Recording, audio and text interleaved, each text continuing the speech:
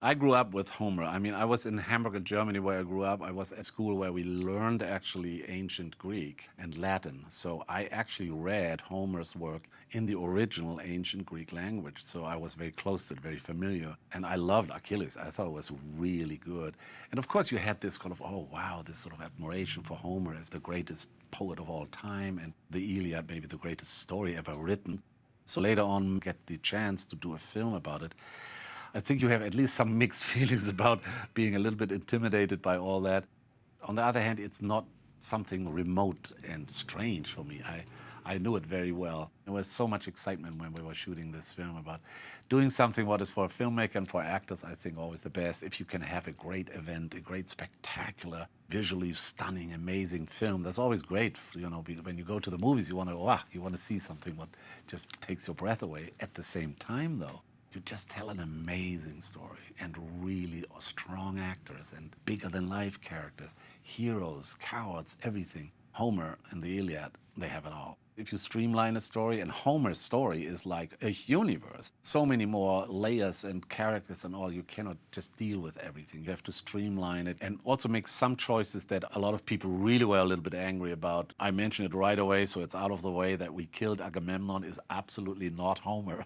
I do it because I think an audience will not be happy. If we go with a version that's more known, that Agamemnon survives, and at the end he's been killed by his wife in the bathtub or so, I think it's not very satisfying. The main thing about this version is that we don't have here the fact that we added all kind of storylines that were not there. That's not so much. It's more subtle. I will give you an example. In the very beginning, we see now, and that's very different than the film in the theaters, is we start the scene with an empty valley and we see this poor dog looking for his master. I always liked it. It wasn't the script like that, but we never used it before. I liked it that because it said so much about the tragedy of the whole situation. Poor dog looking for his master. He sniffs around, there's no master. He finds some bloody remnants of obviously a fierce battle.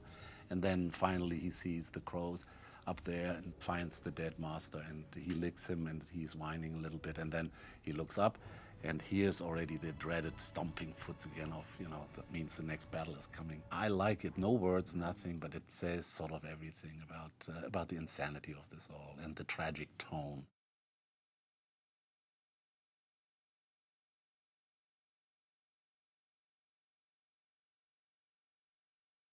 Also, when you then shoot a film with a superstar like Brad Pitt, that is his own set of interesting things, let's put it that way.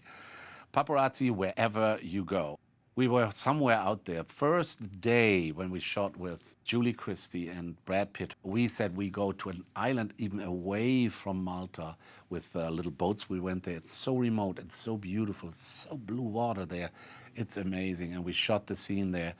And Brad came to me and said, have a look there, over there. There's another tiny island like a few miles away or a mile away or something like that. Do you see these glints there? I said, no, I don't see that. They're paparazzi because he's so used to that. I don't know how they even got there. But obviously, he was right because the next day or two, there was a spread of 4 or 6 pages in one of these London papers. All these problems and drama you have when you shoot a big movie like this. One big concern was when Achilles, Brad Pitt, really injured his foot. And we shot actually when it happened, the beginning, the fight against this giant when he jumps up and kills him. That was shot toward the end of the whole shoot. You see when he jumps up so high and lands, he really hurt his foot very badly. And shortly after that, the hurricane came and took that set away, and we had to stop production anyway because he still had to do his big fight with Hector. He had to go back to Los Angeles, and then he was in a cast for a long time. It was very hurtful and didn't heal. I think he was out of commission for like 3 months. And then he came back in December. We shot the fight, and he was okay, and we could do it. And the fight is, I think it's one of the great fights I've ever seen. And everything what they did in the fight, what you see there, are themselves. There's no doubles, nothing. They really trained hard. I think they trained for at least 6, 8 months just for this fight. Really well done.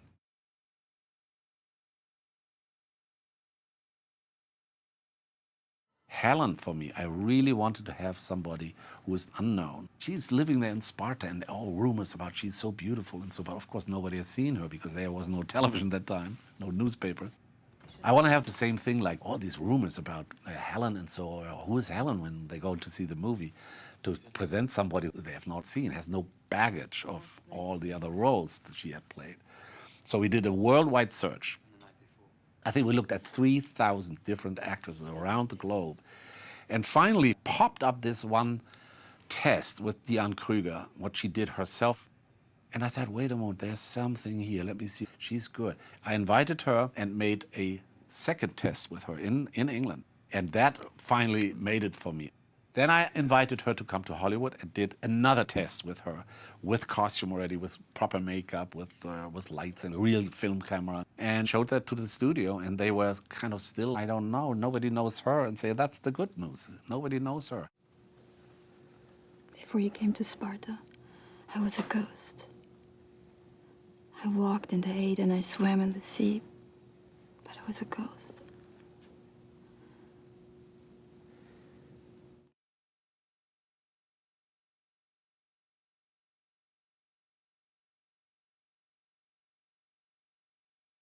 An interesting thing about Agamemnon, so he's not just sort of just a bad guy. He sees himself as a very modern type who is able to unite that first big empire. It sounds good what he says, but it's also a lot of like personal gain and power, greed involved in that. But on the other hand, he says Achilles is just a guy from the past. I mean, he only thinks about his own glory and doesn't see more or less the big picture of politics, what you should do. I think Achilles sees it right through. At the end of the day, it's not so much a modern strategy to save the world. I think he sees it's indeed for Agamemnon more like pure power greed, and he wants to be the king of all kings and has the biggest power of them all. It all sounds very often when our politicians speak, oh, it's so great and so wonderful, and what the real motivation is, very often it's very clear. And I think in this case with Agamemnon, it's pretty clear, and Achilles sees it. And in that sort of conspiracy scene there between Agamemnon and Nestor, when they talk about they want to go and gather all the ships and attack Troy, Agamemnon indicates that would be a great opportunity for him to finally get Troy. He doesn't care so much about the problem that his brother has with his wife, but it's for him, it's a great opportunity to finally get that Troy that is so important for him, the last sort of stone and the whole mosaic of his empire. But Nestor, who knows very well what's going on and is a very smart man, he says, you will not ever do it because that's Hector and Troy unless you have Achilles. And that's something what Agamemnon really hates the idea. But he's kind of forced into it by the necessity, and he knows, and Nestor saying you have to do it because he's a born killer. If you want to win this battle against Troy, then you need Achilles. We know from the very beginning of the movie how antagonistic these two men are. We know we are in for something now when he reluctantly agrees to send somebody like Odysseus to Achilles to hire him for this job. This is the man that Achilles truly cannot stand. I mean, he doesn't like his pompous behavior, his way of using people just to get more power and finally conquer all of Greece. All that is completely against the philosophy, the grain, and the humanity of Achilles. And vice versa, Agamemnon cannot stand him because he is not used to find anybody out there who criticizes him as much as Achilles and is so arrogant and cocky with him. We feel the jealousy and the anger of Agamemnon towards Achilles much stronger, and vice versa as well. I'm very proud of this cut, that especially this relationship is really now there and hitting hard and very interesting. Odysseus, the character for Sean Bean, wonderful actor. We could not introduce him properly in the film because it was another scene of 2 minutes or so. We didn't have the time. So now the scene is there when he's sitting there on the hillside with his dog. It's a character that do now understand why Achilles, this fierce, distant fighter, likes him and has a relationship to him, because he comes across in that new scene as what he actually is, a fun guy, a human being, a lot of humor, and not all about power. And like Agamemnon, he's a good guy. And now the relationship between him and Achilles works so much better because of that introduction scene.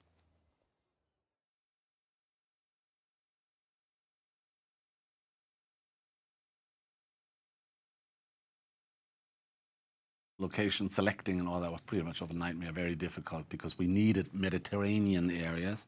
I was asked often if I go to Greece maybe or to Turkey. That time it was considered dangerous to go there because of the very political tension in that whole area. And also the infrastructure for making big movies is not really there. We wanted to go to Malta, what we did. Malta is very close to the African coast, very close to Sicily. And then we thought Morocco was a good place to go for the look of the beaches and the sand. Then the whole political situation with the Iraq war, we had to cancel that. We couldn't shoot there. The whole company had to move then to Mexico instead, around Cabo San Lucas. And that was easier said than done because there are not so many places who are really a Mediterranean look and feel to it, where you can hire also extras who, from their skin tone and so, would also look Mediterranean, and climate is okay. In that case, also closer to Los Angeles, what helps with, as you can imagine, with the logistics and everything. So Mexico was good. I mean, the problem with Mexico was we had not this enormous, gigantic battlefields for 100,000 people doing a battle, because it doesn't exist in Mexico. So in our desperation, we had then to say, but when we have to create it, we have to cut all these bushes and trees in an enormous section. And we got the permission for that, to do that, if we, after we've done, plant it all back in. In both places, it was extremely hot. If you would have known how, right before the scene starts, everybody, the actors, look like with towels all over them, you know, with cold water, and their feet in ice buckets with water, because it was unbelievable hot. If you look at one scene when Peter O'Toole greets Helen for the first time on the steps of his palace, that day, we read a newspaper from England, Malta was the hottest spot in the world. I thought Peter O'Toole would fall down any second, and if you look at that, he looks fine, he looks okay. But wait when the camera stops, right back into the bucket, and back into the ice and everything, and it was really hard. And then on top of it, at the end in Mexico, the entire wall of Troy in a hurricane was ripped apart and gone. And we had to stop production, we had to go back, regroup like 3 or 4 months later. We had to rebuild the whole wall because it was not CG or so, it was a real wall. It was very expensive, of course, again, to rebuild that and then come back, bring the actors back. They had to cut their hair again. The city of Troy, the inside, the city, was built in Malta again. So we had that horse on the beach, and we shot Malta first. So the scene when they bring the big horse into Troy, that was done in Malta, and then we have to disassemble the whole huge horse and ship it with big planes to Mexico.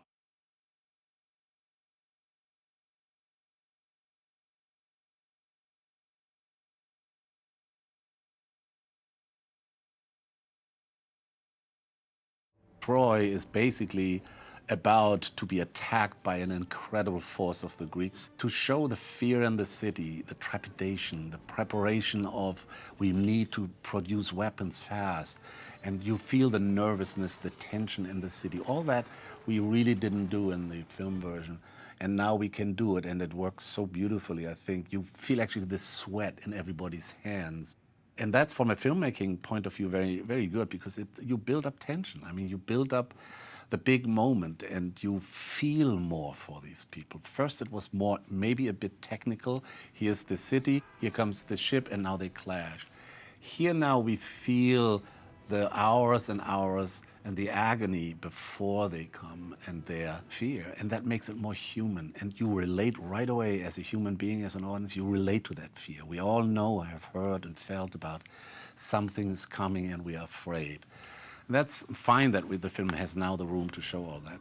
When we watch movies, we know that it's all about, are we in the story? Are we with the actors? Are we understand what they are feeling, what they're doing, why they are doing? Very often, I find myself sitting, watching films, and I watch it from the outside, but I'm not really, really drawn in. I think this version of Troy gives you the chance to truly understand the story and truly understand the characters, why they're doing what they're doing. And then, of course, your emotions are much stronger. And we know how films work. If you understand these people, you understand more about yourself. And that's what filmmaking and storytelling is all about. And if you go out at the end and one eye cries and the other one smiles because you went through an emotional turmoil, then you had a good time.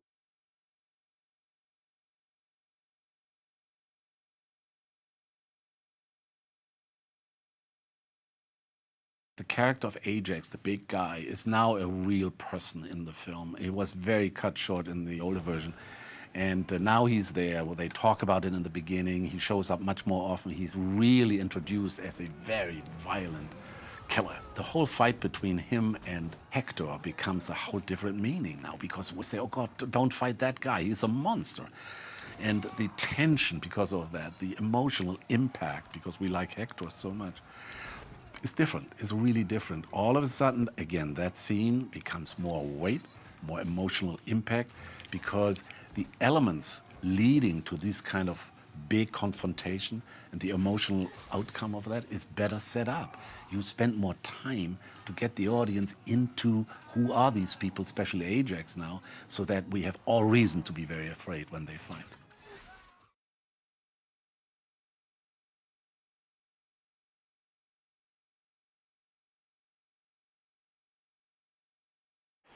The men found her hiding in the temple. They thought she'd, amuse you. And then also I did some interesting stuff with Rose Byrne from Australia, who I really liked a lot. I did the test with Brad just to see if the chemistry would work out, and it did just beautiful. What's your name? You're safer in here with me than you are out there. You killed Apollo's priests. Later on, I asked Brad, what do you think? And he said, I think there's no choice. I love her. Let's do it. No? I said, absolutely, let's do it. Why did you choose this life? This life? This. To be a warrior. I didn't choose. This is what I am. But you must enjoy it. The love scene between Achilles and Briseis, Brad Pitt and Rose Byrne, it's much longer now, and it is so badly needed, I think, in this tough story, that a little bit more sensuality, a little bit the longing of these people to each other, a little bit what has nothing to do with war and with power and all that, just with the beauty of the other person and holding tight to her and make love. I think it's so important. Also, it's important, it gives Achilles a better character move, because that is the reason why he next day decides not to fight anymore. He finally found something else in his life. And it's wonderful. It's love. It turns him around, and he doesn't want to be a fighter anymore. You gave me peace. In a lifetime of war. You got the idea and the feeling in that in the feature film it was, how it was, but now you really feel it much stronger. That's what I mean with the smaller things you show in this cut, and that gets you closer to the people. These things are beautiful if you can actually really put them back in the film. I think that makes a lot of difference.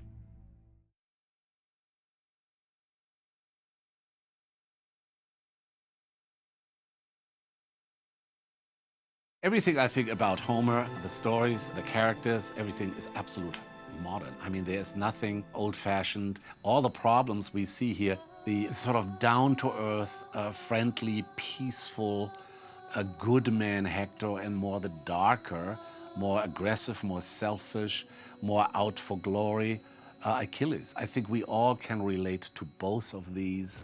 Sometimes we even have actually really feel both of these elements inside ourselves. I think Homer, and that's his genius, thousands of years ago was already said about mankind, about their problems, about their hopes, about their fears, their disappointments, about life, everything. And that makes it completely contemporary and fresh.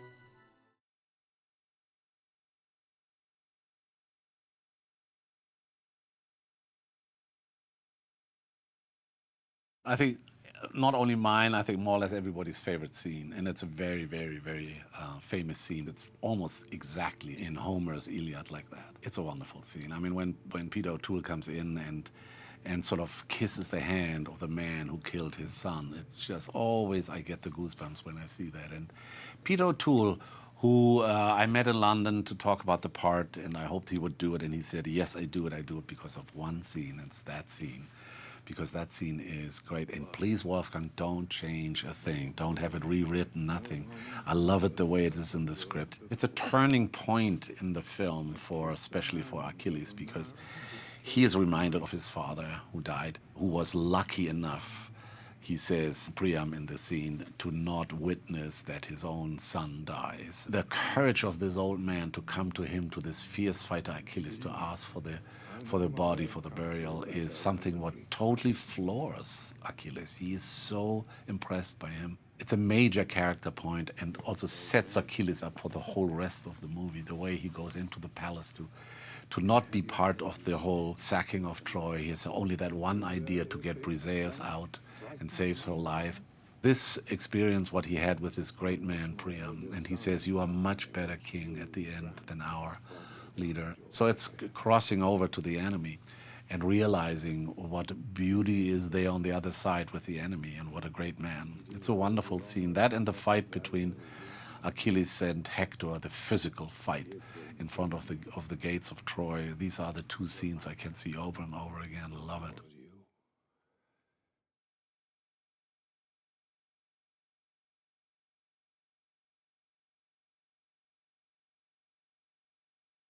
Nigel Phelps, the designer, had the idea to really give the audience the feeling that huge horse that holds so many Greek warriors inside, actually they had a chance to build that. It's not so legendary, but realistic, because they had so many burnt out ships on the shore from all these battles that they actually took all these pieces, put them together, and built a horse out of this burned out and broken wood. It's kind of interesting with a wooden horse also, with Nigel Phelps, the designer, how he got the idea in the first place to do this horse. I think he found a photograph of a sunken Venetian ship, old ship, what they excavated. And then he found also a picture of a gorilla, I think, where this whole gorilla was made out of tires and put together, and it looked weird, it looked interesting. And these two elements together, he said, maybe there's a way to create a wooden horse out of it. And he had a little competition with his art directors to work with these ideas, with this inspiration, and come up with all kinds of ways of create that wooden horse. When the horse is done, I think it's a most beautiful thing of a design. And then it's also interesting, the Iliad ends with Hector's death. Everything what's after that in the film is taken more or less from Virgil. And so the horse is not in the Iliad, the wooden horse. But of course, you don't want to end with Hector's death. You want to then really see how they finally sacked Troy, the Greeks, with that great trick of the wooden horse, and then starting to invade the city and conquer the city. All that is not Homer. So the horse we brought to Berlin for the world premiere of the film. We had to dismantle it, put it back together there, very, very big deal again. And people were always, for days, walking around there looking at this horse. It was a great marketing tool. And I think we did the same then in Tokyo, a big splash there too. And then the end of the story is actually quite beautiful. It ended up in Troy, in the real Troy in Turkey, sitting there, standing there, hopefully forever.